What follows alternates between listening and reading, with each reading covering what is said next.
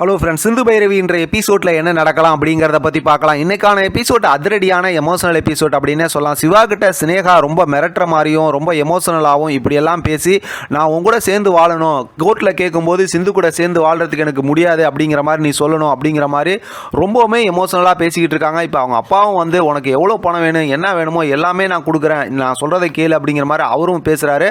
அதுக்கப்புறம் பார்த்தோம்னா அவங்க அம்மா மகாவும் வந்துடுறாங்க, அவ கூட எசக்கியும் இருக்காங்க. இப்போ அவங்க அம்மா வந்து நீ என் வயிற்றில் பிறந்த குழந்தை, நான் உங்ககிட்ட இது வரைக்கும் எதுவுமே கேட்டதில்லை, ஆனால் வந்து சிந்து உனக்கு வேணாம், அவங்கள டிவைஸ் பண்ணிட்டு நீ சினேகா கூட சேர்ந்து வாழணும்ப்பா அப்படிங்கிற மாதிரி எல்லாரும் மாற்றி மாற்றி ஆத்துன்னு பேசுகிறாங்க. இப்போ பார்த்தா சிவா அப்படியே அதெல்லாம் கேட்டுக்கிட்டு அப்படியே அமைதியாக தான் நின்றுட்டு இருக்காரு. அடுத்து இங்கே பார்த்தோம் அப்படின்னா சிந்து கோயிலில் ரொம்பவுமே கடுமையாக வேண்டுதல் வைக்கிறாங்க. அதாவது கையில் தீச்சிட்டு எடுத்து இந்த மாதிரிலாம் பண்ணிவிட்டு எப்படியாவது டாக்டருக்கு இந்த பிரச்சனையிலேருந்து அவங்க வெளியில் வரணும், நானும் உண்மையை சொல்லக்கூடாதுன்னு சொல்லி எனக்கு வந்து அவர் சொல்லிட்டாரு, அதனால் வந்து அவரை காப்பாற்றணும் அப்படின்னு சொல்லி சாமிக்கிட்ட ரொம்ப கடுமையாக வேண்டிக்கிறாங்க. இங்கே பார்த்தோம்னா கோர்ட்டில் வந்து இப்போ ஆர்கியூமெண்ட் ஸ்டார்ட் ஆகுது. ஆர்கியூமெண்ட் ஸ்டார்ட் ஆகும்போது மாறி மாறி எல்லாம் ஜட்ஜி விசாரிக்கிறாங்க. தொடர்ந்து இதே நடந்துகிட்டு இருக்கிறதுனால நம்ம அது சம்மந்தமாக டீட்டெயிலாக பேச வேணாம். ஆனால் போடு சக்க அப்படிங்கிற மாதிரி தான் இன்றைக்கான எபிசோட் இருக்குது. நம்ம ஏற்கனவே எதிர்பார்த்த விஷயம் தான் நடந்துச்சு.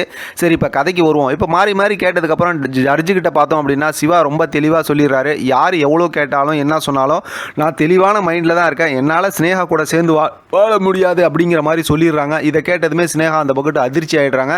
அதுக்கப்புறம் அவங்க ரொம்ப எமோஷனலாக பார்த்தோம்னா என்னென்னமோ பக்கமாக டைலாக்லாம் பேசுகிறாங்க, என்னால் அவரை விட்டு இருக்க முடியாது, அந்த இழப்பை இது பண்ண முடியாது அப்படி இப்படின்னு. அதனால் வந்து கடைசியில் பார்த்தோம் அப்படின்னா ஏற்கனவே ஆறுமுகம் என்ன சொன்னார், வந்து உன்னை உண்மையிலுமே அவங்க நேசிச்சிருந்தாங்கன்னா நீ நல்லா இருக்கணுங்கிறதான அவங்க விரும்புவாங்கன்னு. ஆனால் சினேகா என்ன சொல்கிறாங்கன்னா, இவர் இந்த மாதிரிலாம் எனக்கு பண்ணிட்டாரு, அதனால் என்னான்னு கேட்டாக்க சிவாவுக்கு நீங்கள் அதிகபட்சமான தண்டனை கொடுக்கணும், அந்த தண்டனை கொடுக்கறது தான் எனக்கு கொஞ்சம் நிம்மதியாக இருக்கும் அப்படிங்கிற மாதிரி சொல்கிறாங்க. இதை கேட்டதுமே சிவாவுக்கு இன்னுமே கோபமாயிருது, ஓ நீ இந்த மாதிரி அப்படின்ட்டு. அது மட்டும் இல்லாமல் நம்மளை இன்னுமே பார்த்தோம்னா என்னை யோசிக்க வைக்கிறோம். அதாவது ஒரு லாஜிக் மிஸ்டேக் மாதிரி பார்த்தா அவங்களுக்காக வாதாடுற வக்கீல் எந்திரிச்சு என்ன சொல்கிறாங்கன்னா, சிவா இந்த மாதிரி பண்ணதுக்கு சினேகாவுக்கு வந்து 30 கோடி ரூபா வந்து நஷ்டஈடு கொடுக்கணும் அப்படிங்கிறாங்க. 1 ரூபா 2 ரூபா இல்லை, 30 கோடி கொடுக்கணுமா. அதை கேட்டதுமே பார்த்தோம்னா எல்லாம் கேட்டுக்கிட்டே இருக்கார் சிவா. ஆனால் இந்த பக்கத்து பார்த்தோம் அப்படின்னா சிவா ரொம்ப கடுமையாக அவரோட முடிவில் நான் தெளிவாக இருக்கேன் அப்படிங்கிற விஷயத்தை சொல்லிடுறாரு. ஜட்ஜு மறுபடியும் வந்து டைம் கேட்குறாரு, இன்னும் 1 மணி நேரம் கழிச்சு இந்த விஷயத்துக்கு வந்து இறுதி தீர்ப்பு சொல்லுவேன் அப்படிங்கிற மாதிரி சொல்லிடுறாங்க. இதெல்லாம் கேட்டு சிவா அப்படியே அமைதியாக தான் இருக்கார். இங்கே பார்த்தோம் அப்படின்னா அன்னபூர்ணி ஆறுமுகம் அதே நேரத்தில் அன்னபூர்ணியும் அதே நேரத்தில் பார்த்தோம்னா இவங்க அதாவது வந்து சிந்துவோட அப்பா அம்மா அவங்களாம் வந்து எல்லாம் பேசிக்கிறாங்க, எப்படியாவது நல்ல தீர்ப்பு வரணும் அப்படிங்கிற மாதிரி. அதாவது இதெல்லாம் பேசிட்டு அவங்க வந்து மனசை சமாதானப்படுத்திட்டு இருக்காங்க. இது கடையில் தான் செம்ம பெரிய ஒரு ட்விஸ்ட் காட்டுறாங்க. என்னன்னு பார்த்தோம் அப்படின்னா அந்த தேவராஜ் வந்து அந்த ராம் இருக்கார்ல, அவரை தானே இப்போ கடைசி காரில் கூட்டிட்டு வராங்க.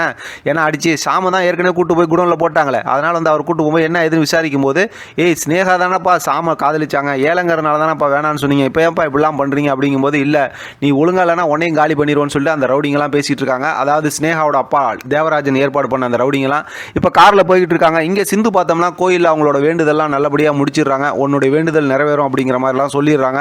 இப்போ அவங்க அப்படியே அந்த கோயிலில் நின்றுட்டு இருக்கும்போது அந்த அந்த ராம் இருக்காங்கல்ல, அவங்க அந்த ரவுடிங்கிலிருந்து தப்பிச்சு அந்த கோயிலுக்குள்ளார வராங்க. ஏற்கனவே நம்மலாம் பார்த்துருப்போம், முன்னாடி ஒரு தடவை சிவா கூட சிந்து ஹாஸ்பிட்டல் இந்த கோயிலுக்கு வரும்போது இதே ராம் வந்து அவங்கள பார்த்துருந்துருப்பாங்க. அதனால் வந்து இப்போ சிந்துவை பார்த்ததுமே இது வந்து சிவா கூட இருந்தாங்களே அப்படிங்கிற மாதிரி பார்த்துட்டு பேசுறதுக்காக பக்கத்தில் வந்து நிற்கிறாங்க. இப்போ சிந்து வந்து எல்லாம் வேண்டுதெல்லாம் முடிஞ்சதுக்கப்புறம் அப்படியே இப்படி திரும்புகிறாங்க, சிவா இந்த ராமை பார்க்குறாங்க. அதோடு பார்த்தோம் அப்படின்னா இன்றைக்கான எபிசோட் சஸ்பென்ஸாக முடிச்சிருக்காங்க. நமக்கெல்லாம் நல்லாவே தெரியும் அடுத்து என்ன வரணும், எல்லா டீட்டெயிலையும் ஒரு சொல்ல போகிறாரு. ஆனால் ராமோட உயிர் எதுவும் போயிருமா இல்லை மறுபடியும் அவங்க வந்து எதுவும் கூட்டு போயிடுவாங்களான்னு தெரியல. ஏன்னா உண்மை தெரிஞ்சு இப்போ இதெல்லாம் போய் சொல்ல போகிறாங்க அப்படிங்கிறது மட்டும் நமக்கு தெரியுது.